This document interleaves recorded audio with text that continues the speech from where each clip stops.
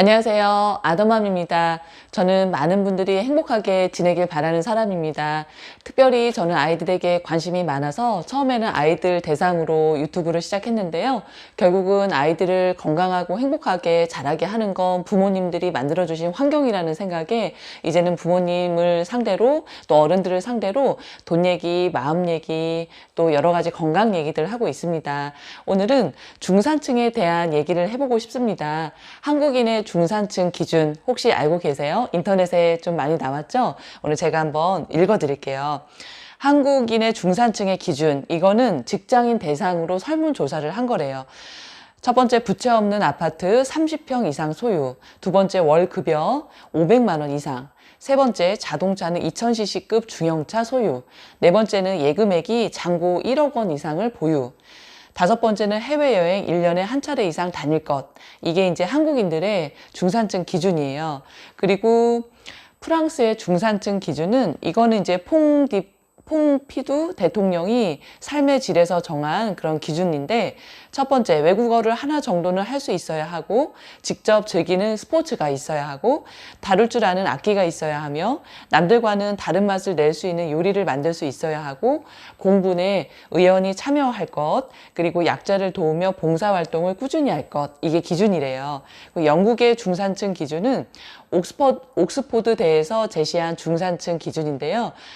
페어플레이를 할 것, 자신의 주장과 신념을 가질 것, 독선적으로 행동하지 말 것, 약자를 두둔하고 강자에 대응할 것, 불의, 불평, 불법에 의연히 대처할 것, 이게 기준이래요. 미국은요, 공립학교에서 가르치는 중산층의 기준이래요.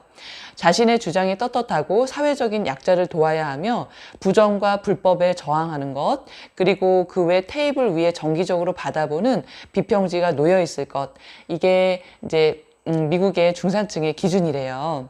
서구의 선진국 중산층은 자산의 규모가 아닌 중산층 특유의 사고방식과 문화를 가진 개인이나 집단을 일컫는 건데, 우리나라는 한국 민족문화 대백과에 이렇게 정의가 되어져 있어요. 경제적 수준이나 사회적, 문화적 수준이 중간 정도 되면서 스스로 중산층 의식이 있는 사회 집단을 가리키는 사회적 용어다라고 나와 있습니다.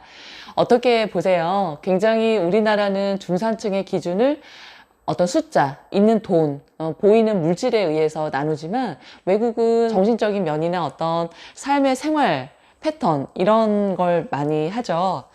그래서 참 부러웠어요. 그리고 이 중산층의 기준을 봤을 때, 물론 직장인 분들이 말씀하시는 거지만, 들은 생각이 두 가지가 있었어요.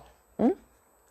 이 기준을 이렇게 정했다고 해서 정말 사람들이 그 기준에 맞추려고 노력하는 사람이 있을까? 나 중산층 되려고 저런 거에 기준을 맞춰서 또 목표를 삼는 분이 계실까라는 생각이 들었고요. 두 번째는, 너무 이렇게 돈으로만 중산층을 나누니까 재미없다, 이런 생각이 들었습니다.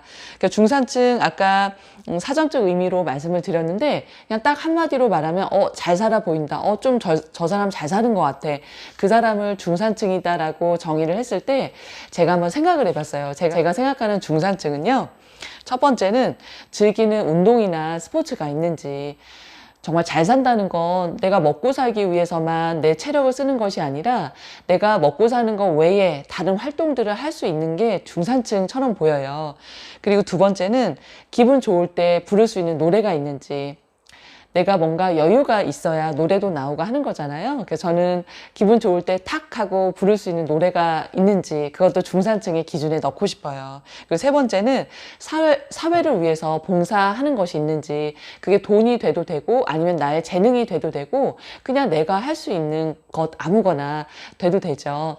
그래서 저 사람 정말 잘 살아 보인다? 아까 처음에 말씀드렸지만 내가 먹고 사는 거, 나 혼자만 잘 먹고 잘 살기 위한 것이 아니라 내 주변에 있는 약자들이나 도움이 필요한 곳에 나의 물질이나 시간을 쓰는 것, 그거 참 되게 좋아 보여요. 그리고 네 번째는 서로 다름을 인정할 줄 아는지, 내가 나이가 많다고, 내가 돈이 많거나 뭐 많이 배웠다고 내 생각만이 전부다라고 하는 것이 아니라, 나의 생각은 이런데, 나의 가치관이나 주관도 있지만 너의 생각은 그렇구나, 내가 미처 생각하지 못했는데 그런 방법도 있고 그런 생각도 할 수 있구나라고 서로의 생각을 인정하고 존중해주고 또 다름을 인정해줄 줄 아는 분, 그런 분들이 되게 좋아 보이세요.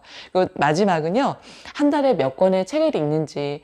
책을 읽는다는 거는 저는 겸손이라고 생각을 하거든요. 그냥 배움일 수도 있고, 그런데 내가 부족하니까 더 배우고 싶다. 나는 이렇게 살고 있지만 다른 사람들은 어떻게 살고 있지? 어떤 사람들의 관심으로도 볼 수 있고, 내가 부족하니까 더 배우고 싶다라는 겸손으로도 저는 생각을 하거든요. 그런 분들이 저는 잘 살아 보여요. 그래서 제가 생각하는 중산층의 기준은 이렇습니다. 아직은 한국 사회가 너무 보여지는 것에 너무 많은 투자를 했고 너무 많은 인력들을 창출해 냈어요. 그래서 아직도 성적, 가진 돈 이런 것들에 의해서 사람들을 비교를 하고 그러는데, 그래서 거기에 따라서 상처도 받고 했지만 우리들 이제 인식을 바꿔요.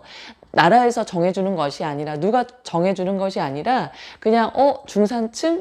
나는 이런 기준을 갖고 있는 게 중산층이라고 생각해라고 그냥 스스로 생각을 하시고 거기에 맞게 살고, 그러면 나는 중산층이 되지 않을까 싶어요. 우리나라의 중산층은 직장인들이 이렇게 정했다고 말씀하셨지만 그분들이 정한 기준에 내가 맞출 필요 당연히 없잖아요. 그러니까 내가 그냥 이렇게 정해서 그 기준에 맞춰서 나는 잘 살고 있어 라고 생각을 하면 좋지 않을까라는 생각을 가져봅니다.